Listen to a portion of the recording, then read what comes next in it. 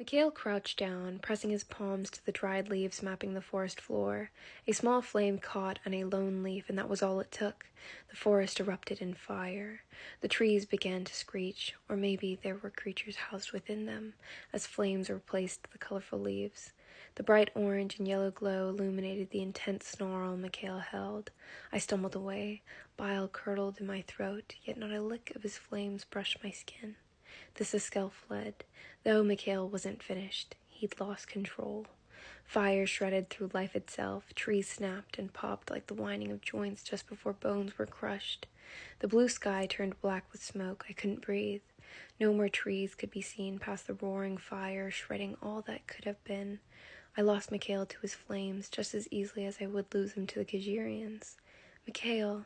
It was a scream of terror, a scream of demand.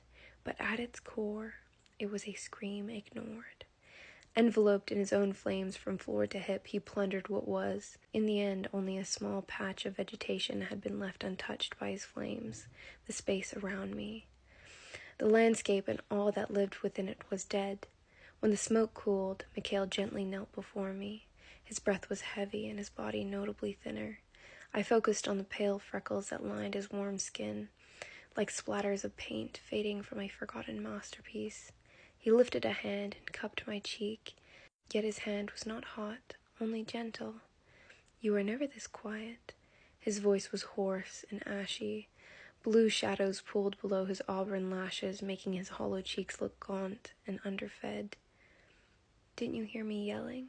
I croaked, wondering when I'd stopped.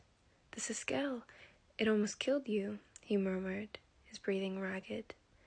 I stared at him, seeing the madness of his rage simmering at the surface, and I wondered if he would ever use that rage against me. Swallowing down the thought, I rested a shaky hand around his wrist, wanting so desperately to pull his mind back to me.